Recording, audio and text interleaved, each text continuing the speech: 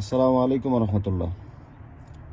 যারা নতুন গাড়ি চালানো শিখতেছেন আর যারা শিখাইতেছেন, সবচাইতে যেই ভুলটা আমরা করি সেটা হচ্ছে খালি পায়ে গাড়ি চালানো শেখা। হ্যাঁ, আমি প্রায় জায়গাতেই দেখছি যে খালি পায়ে শিখায়। ওস্তাদরা বলে কি খালি পায়ে শিখো, সমস্যা নেই, পরে জুতা পায়ে দিয়ে শিখতে পারবো, চালাইতে পারবো, সমস্যা নেই। তবে সবচাইতে এই ভুলটাই বেশি সমস্যা হয়।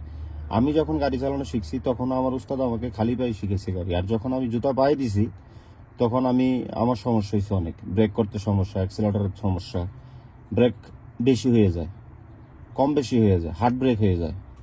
তো কাজে আপনি যদি একবার এই জুতা পায়ে দিয়ে গাড়ি চালানোটা শিখেন তাহলে আপনার সমস্যা হবে না। আর যারা শিখায় তারাও যদি একটু শিখান যে জুতা পায়ে দিয়ে শিখো, সমস্যা নেই।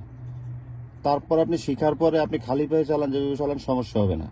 কিন্তু আপনি প্রথমে যদি খালি পায়ে শিখান বা শিখেন তাহলে আপনার সমস্যা হবে, জুতা পায়ে দিলে সমস্যা হবে, হার্ড ব্রেক হয়ে যায় অনেক সময়। আমি নিজেই এই ভোগান্তির শিকার। আমার সমস্যা হয়েছে প্রথম দিন, একদিন পুরা সমস্যা হয়েছে, তারপর আস্তে আস্তে ঠিক হয়েছে। এখন আমি খালি পায়ে চালাই, যেভাবেই চালাই।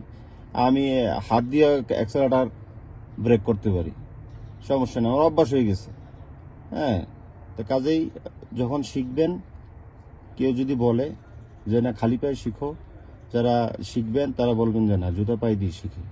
আর যারা ওস্তাদরা শিখাইতেছেন তারা জুতা পায়ে দিয়ে শিখাইবেন ছাত্রদেরকে, তাহলে সমস্যা হবে না ইনশাল্লাহ। তো সবাই ভালো থাকবেন। গাড়ি সম্বন্ধে বা শিক্ষা সম্বন্ধে যতটুকু পারি আমি আরও ভিডিও বানাবো ইনশাল্লাহ সামনের দিকে। আল্লাহ হাফিজ।